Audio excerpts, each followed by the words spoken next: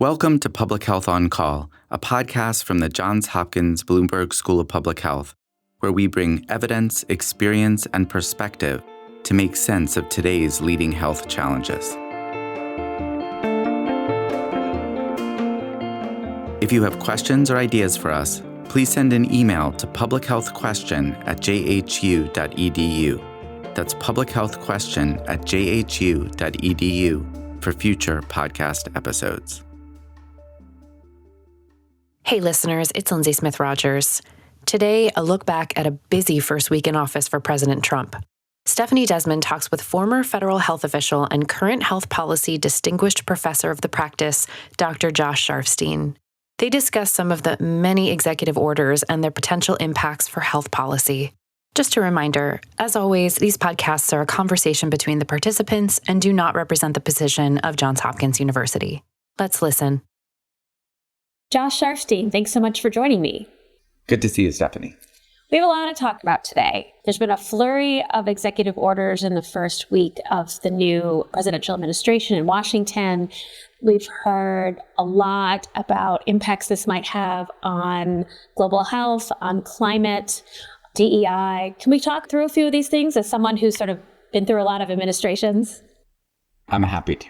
Sounds great. Well, let's start with this one's nearer to my heart. It's federal communications pause. That the health agencies aren't being allowed to sort of do their regular course of work. For example, we find out how much flu there is in the country. We find out how much bird flu there is because we get regular reporting from agencies, and that stopped. Yeah, as we talk about these different things, some of these were more expected, some would be less expected. This is on the less expected side. There's often a moment when a new administration comes in when it gets its bearings and it restricts certain types of outreach and policy announcements and things like that. This is pretty broad. I'm looking right now at a memo from the acting secretary of HHS dated January 21st. And it says until February 1st, 2025, and we should get back to that, everyone should refrain from sending any document intended for publication until it has been reviewed and approved by a presidential appointee. Those are official documents for the Federal Register. Refrain from publicly issuing any document, including regulation, guidance, notice, grant announcement, or communication, including social media, websites, press releases, and communication using listservs, until it has been reviewed and approved by a presidential appointee. No speaking until the event and material have been removed by an appointee. And on. It does say that if there's something that needs to be released because it's required by statute, then you can submit that to a particular office at HHS. There's a lot that health agencies in the United States do on a daily basis that is, not in any way political. It's putting out information that people are used to getting and are expecting. And so this is very, very broad for a short period of time, I guess a week and a half, but nonetheless very broad, and raises the question of whether this will just go away and be a weird blip or be a portent of something much more serious. Well, what could it portend? Well, let me just focus on the blip part first. Today we're talking, it's a Thursday. On Thursdays, the Morbidity and Mortality Weekly Reports comes out. It's a regular publication from CDC that provides really important information on urgent public health issues. We've heard that this week's issue was going to have some articles about bird flu, H5N1 influenza. But as we're talking, it's not out yet. Now, maybe it'll pop out, but, it's very surprising that it's not out. That wouldn't be something that typically would be interrupted by a presidential administration. And so even in a blip, you could have an impact if it keeps information from getting out. If there are key conferences, people were expecting to participate and share really important information. So, we're talking about thousands of scientists who can't go about their work the usual way. So even in that blip, I would say it's concerning. You asked me what it could portend. I kind of don't even want to go there in my mind. I think we're going to have to see what happens after February 1st. What about pausing NIH study sessions? Well, that's another important impact. Even during this very short period of time, the National Institutes of Health makes grant decisions based on the reviews by independent scientists. Those include meetings called study sections. And it's my understanding that some of those have actually been canceled during this short period. The challenge is it's hard to get independent scientists to coordinate their schedules. And so it may mean it takes a lot longer for certain grants actually to be issued. So even again, in just a few days of delays, because the HHS agencies are involved in so many different things, there could be implications that last for quite a while. It could slow the pace of medical research? Correct. There's also an executive order about DEI. Talk to me about that. There's a lot here. On his first day in office 4 years ago, then President Joe Biden signed executive orders with the goals of, and I'm quoting here, advancing racial equity and supporting underserved communities and preventing discrimination on the basis of gender identity and sexual orientation. President Trump rescinded those orders on his first day in office, and then he issued some of his own. One of these ordered the closure of diversity, equity, and inclusion offices, which he calls DEI offices, including telling the agencies to prepare to fire the employees who work there, and also calling on federal employees generally to report any attempts to disguise these offices in order to save them. So underlying all of this is the claim in the executive orders that DEI efforts are themselves a form of discrimination that unfairly favor people based on characteristics like race and ethnicity. Now, I don't have time to go into this in any great detail, but I'll just say with some degree of understatement that that's not how everyone sees it. The CEO of the Robert Wood Johnson Foundation, Dr. Richard Besser, issued a blistering statement. He said, and I'm quoting, "These executive orders reverse course on the nation's necessary journey toward a more just and equitable future.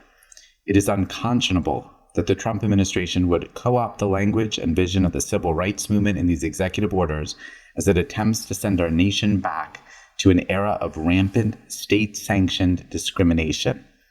Ultimately, these measures drive us farther away from a future when health is no longer a privilege but a right for all." Again, that's from the head of the Robert Wood Johnson Foundation, the nation's largest health philanthropy. Now, a question many are asking is what the executive order means in practice. How many offices will be closed? Which ones? Who will actually lose their jobs?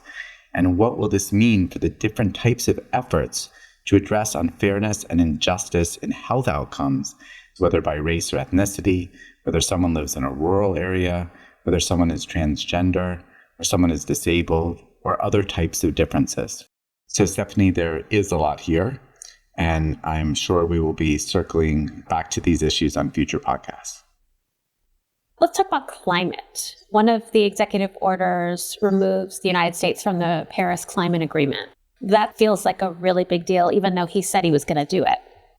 Right. It's not terribly surprising, but it's obviously for people who are very worried about climate and are big supporters of the Paris Climate Accords, it is a big step back. You know, there's a lot of work on climate that's going to keep going because the climate itself doesn't care who's president. And we're seeing around the country all kinds of horrible and strange weather events, you know, from the brush fires in LA to very unusual snow. And so we're going to have to see leadership from outside the federal government. So that could be states, it could well be the private sector, it could be communities. This is going to be something that we'll all have to keep an eye on. It feels like it's making it more difficult to make targets that we need to reduce emissions, et cetera. And I'm wondering, isn't it hard enough already? This is going to make it worse? You know, I think we should find some good guests to talk about that, who are real climate experts. I can't imagine it's going to make it better, but let's withhold judgment until we see how the world responds to this. So one big piece of news is that the United States has said we're going to pull out of the WHO, the World Health Organization, which is a 60, 70-year-old institution that is designed to help protect people around the world. That seems a little scary, especially coming so close on the heels to the COVID-19 pandemic. Well, I think it has its roots in the pandemic. I think there was a lot of frustration at WHO by President Trump and people around him that the organization was soft on China with respect to some of the questions about the origins of the pandemic. And that really set the administration off against WHO. They actually began the process of pulling out before the last election, and now they're completing it right now. Now, it should be that there's a year before this actually takes effect, unless there's a big dispute over that, but let's assume there is a year. That may be a year of negotiation. And WHO has tried to improve itself in a number of ways.